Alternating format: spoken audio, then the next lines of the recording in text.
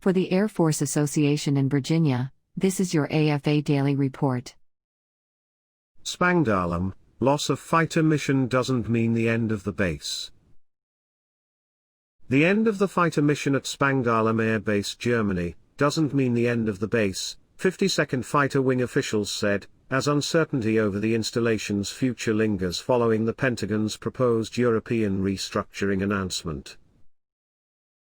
As part of an overall reduction of forces in Germany, the 480th Fighter Squadron, and other parts of the 52nd Fighter Wing at Spangdahlem, are expected to move to Italy, Defense Department and U.S. European Command leaders announced July 29. The announcement took many at the German base by surprise, with airmen and other community members expressing confusion about their future.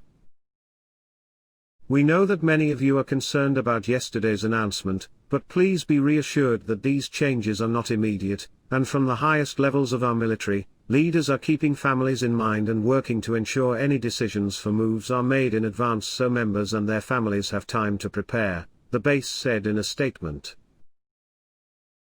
F-15X could replace Strike Eagle fleet, in addition to older CD models, USAF says.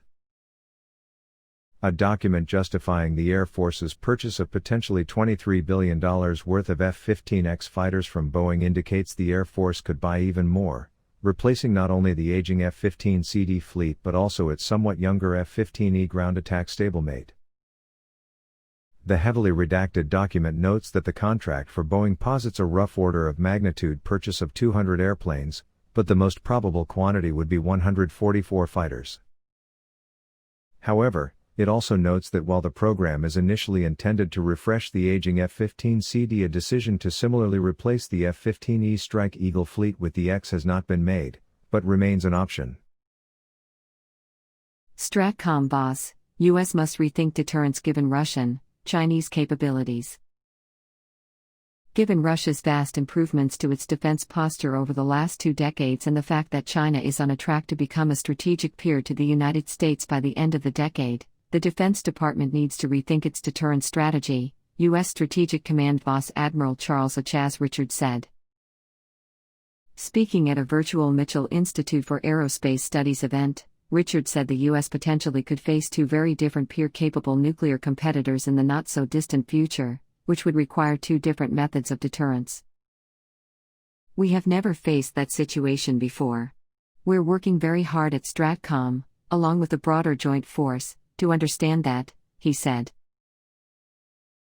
DARPA plots next steps for cutting-edge tech in 2022. The Defense Advanced Research Projects Agency is eyeing new strides in artificial intelligence and biological technology as it lays plans for fiscal 2022, its acting director said July 30. Former DARPA Director Stephen H. Walker's departure to industry in January offers an opportunity to rethink some of the things that we're doing, albeit in the context of a pandemic, Peter Heinem, the agency's acting director, told reporters during a Defense Writers Group event. You'll see increasing emphasis in AI, 5G, space, some more directed energy. We're in quantum computing, Heinem said, plus a greater push into operational biotechnology like sprayable, self-growing helicopter landing pads. Slow going for Space Force acquisition reform. More than 7 months after Congress created a Space Force, House lawmakers want assurances that the new service can improve how it develops and buys new technology. They're even willing to hand the military extra money to work on it. The catch: the Trump administration hasn't yet named anyone to hold that key acquisition post, and the person doing the job right now isn't sure how he'd spend an extra $15 million. Air Force clears pregnant, postpartum airmen for PME. Pregnant airmen and those who have given birth within the past 12 months may now attend professional military education without getting special permission or passing a fitness test first, according to a recent Air Force policy change. The decision about whether or not to attend PME is now up to these airmen and their medical teams, a July 29 USAF release said. The new policy also exempts these airmen from performing any physical tasks that might make them feel uneasy while conducting PME. Pentagon to tweak OpSec training verbiage following criticism. Defense Secretary Mark T. Esper has directed the Defense Department to tweak its operational security training materials so it no longer refer to journalists as adversaries, following public criticism of the language, Pentagon spokesperson Jonathan Rath-Hoffman told reporters July 30. To avoid confusion moving forward, and to address the concerns presented, the Secretary has directed that we adjust the training materials to identify individuals or groups trying to obtain information simply as unauthorized recipients, Hoffman said. Virtual events, Berman on Mitchell's Nuclear Deterrence Forum, and more.